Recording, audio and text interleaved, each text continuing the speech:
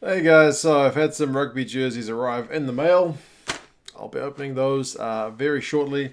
I'll also have a quick word on some news out about Dyantyi and a bit of a doping thing that seems to be going on. There's still no resolution to that story, but I'll give you guys what I've read so far. A bit about Squire and also Squire and Ntubeni. So a fair bit of Southern Hemisphere news, to be fair. But yeah, we'll start with the jerseys. Northern Hemisphere theme, at least initially, for the jerseys. This first one I bought myself. It is a Glasgow Warriors rugby jersey. It was on a pretty good end of year special, so I couldn't stop myself from purchasing this one. The shipping pretty much cost the same amount as the jersey itself, which is often the way when you live down here in New Zealand. It's a pretty nice jersey. Feels very good. The logo is like an embroidered logo rather than like a plastic sticker kind of thing, and it's the old logo. So next season they're switching to a new logo. Kind of glad I got in before they switched the logo. So it's pretty cool. Didn't notice they had all the players, and it seems like some of the staff are all listed on the back of the jersey as well, which is pretty cool. So you can see some of the guys, even the ones who will be leaving. I guess this was the season that they played in, so their name is on that jersey. So yeah, Glasgow to start with. It does suffer a little bit from the same as my Auckland Blues in Super Rugby, in that there's a big green blob in the middle. Auckland Blues have the same problem with their sponsor. Next jersey has come from Carl. So Carl's been kind enough to send me a jersey. I'm pretty sure I know which one this is, but I'll have a look. Carl also supports me on Patreon, so thank you so much, Carl. A very generous guy. This one actually arrived about a week ago, but I've been sitting on it waiting for a chance to get it done. I'm looking at it now, and it is a pretty beautiful looking thing. It looks to be... Man. Whoa, okay. It's a bin coming up my driveway at this key moment. Man, it's a Wales jersey, but it's signed. There's a bin at the opportune moment. Man, that's is that Lee Halfpenny? Seriously? Did you get me a Wales jersey signed by Lee Halfpenny? If that is true, that is amazing, man. I had a feeling it was a Wales jersey. I had no idea it was signed, which is pretty amazing. Man. Carl, you are far, far too kind. Thank you so much for this, Carl. I'll confirm when I message you a bit later that it looks like it says Lee Halfpenny now that I've got his picture in the box, but that is awesome. Can't wait to try this thing on as well. Very, very cool. Dragon scales, much like my other Wales jersey, but my other Wales one certainly wasn't signed by anyone. Man, that is amazing. Far, far too kind. Thank you for that, Carl. And the last one is from Ungura. I hope I got that pronunciation right. I did have a wee look, Ungura, to check, and I think I've got it right. I had a feeling about this one as well, because, well, you told me in your email what you were sending, but it is true. It is a Rugby World Cup jersey. It's only my second Rugby World Cup jersey, other than the one I've got on, at least for the current tournament. Like, I've got some old ones up there. Springboks jersey for the Rugby World Cup. I've seen these things made in Australia, really. That's amazing. I've seen these things in the promotional materials. Some of their facial expressions of the players having to model the jerseys were interesting. But man, that's pretty nice. What's the deal with this at the back as well? Very cool. Springboks on the sleeve. World Cup, I was looking for it. World Cups, two of them, 1995 and 2007. Very, very cool, Ungara, man. That is very nice. Interesting that one's embroidered, but the Samoa one is more of a print. Very cool, man. Thank you so much. So I'm very, very fortunate today. Thank you to Carl and Ungara for sending those jerseys through. Man, I'm just very, very happy you guys are enjoying the channel, and thank you for your contributions to it as well. So yeah, that's the 3 jerseys. It's a lot for one day, to be fair, but I haven't done a jerseys video for a while, so they have been sitting taunting me in my room for a wee while now. Next little bit of news. is about pure Dyantyi. So he's tested positive for a banned substance. I couldn't find any more details into that.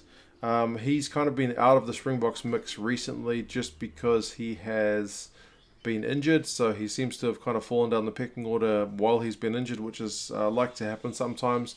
And the Springboks are certainly not short of quality wingers, so that's for sure. He has put out a statement in which basically said he's asked them to test his B sample. He wants to put it on the record that he denies taking any prohibited substances. He's never cheated and he's not going to. It's a shock to him and he's determined to prove his innocence. He knows that professional sportsmen get tested all the time, and if you were to intentionally take prohibited substances, it would be senseless and stupid. And he underwent a drug test which he passed only 2 weeks prior to the one that he failed. So he goes on to say a lot of things. He apologizes, for the negative impact it's causing on his teammates and whatnot. But he's denying any wrongdoing. So I really hope this is one that turns out to be some kind of lab error, but I'm not sure how many times that's happened where it's been the lab at fault. I'm sure some of you guys will be able to list some examples, but generally it's not a good look when you return positive drug tests. There's been a few of them here in New Zealand, but never at that kind of elite level. There's been a few times when like club rugby players and stuff have been tested positive, and it's usually recreational drugs rather than performance enhancing. So it does happen. The Wallabies guys have had a few run-ins with, again, recreational drugs rather than performance enhancing. So it's not one that I feel like you hear as much of in rugby as with other sports. I'm not sure whether that's that the players are cleaner or the testing is lacking. Call me a little bit cynical, I'm not sure. But for a Piwa, because he is a cool player, very exciting player to watch, I really hope what he's saying is true and that it turns out to be some kind of mistake, or even if it was something like that he took by accident rather than, every now and again you take some kind of cold medicine and it's got something in it which you're not supposed to take. I don't know. But either way, it's not a good look. You can pretty much guarantee he's not going to be in the Springboks, and not that he probably would have been anyway as with his injury, but I just hope, given how quickly he burst onto the scene, that he's not kind of fading away already under this kind of cloud. So fingers crossed that it comes right, but it's one we'll monitor. The next one, Liam Squire. New Zealand media is reporting that he's made himself back available for the All Blacks. There's been a lot of questions around the All Blacks as to who they were going to pick at number 6, with Squire making himself unavailable for the Rugby Championship. They've kind of had to experiment a little bit. They've tried Adi Savia there. They've got guys like Fafita and Frizzell. Frizzell since kind of been cut, and Fafita's future remains in doubt, I suppose. He can cover lock, so he might be in. It's like Jacobson as well. So there's plenty of options, but it seems like Steve Hansen was dead keen on Liam Squire joining the All Blacks. He is one of the few guys who turned the jersey down. He said he had some stuff to work on in himself, trying to get himself right from injury, and he said that he made himself unavailable for selection, citing personal reasons and a lack of game time. Since then he's been playing in the Mitre 10 Cup, and he's been playing, by all accounts, very, very well. So 48 hours before the All Blacks are due to be named, he's made himself available, so that's a good thing for Steve Hansen to have that extra choice. Whether you can go from making yourself unavailable to getting yourself back in the team remains a question. Steve Hansen may, I don't know if you want to call it punish, but maybe reward the guys who made themselves available. But he, at the time, didn't say anything negative about Liam turning the thing down. He just said that, he wanted to get himself right. So we'll see if he makes it. That's still one thing that remains to be seen.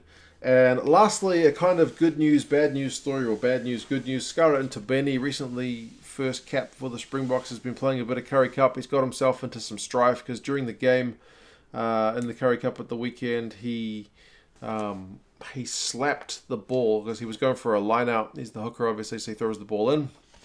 The boy was trying to give him, I've seen it on Twitter, the boy was offering them the ball and he just kind of slapped it out of his hands. So it was really uncalled for a guy who's a lot bigger than a young ball boy and 28 years old, so too long in the tooth to be dealing with this kind of stuff.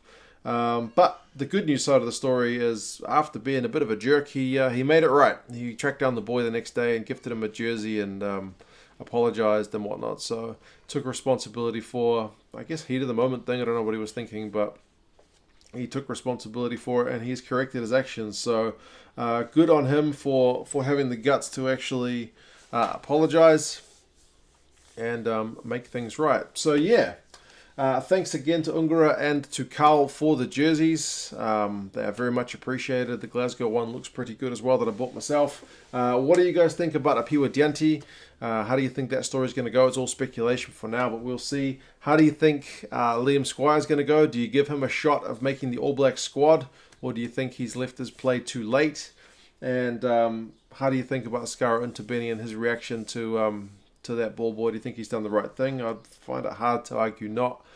Before I go, don't forget that we're giving away a couple of Otterbox All Blacks phone cases. So if you want to get yourself in the draw to win one of these phone cases for your iPhone, head on over to my other video, which I will pin a comment for and probably link in the description. Also, if you want to buy one, I'll put a link in the description as well. They're giving people who use the 2 cents code 20% discount. That money's not going to me, it's going to Otterbox. But if you guys can save 20% and you're keen on a All Blacks phone case, then that's good for you. And yeah, you guys let me know your thoughts, and I'll talk to you again soon. See you later.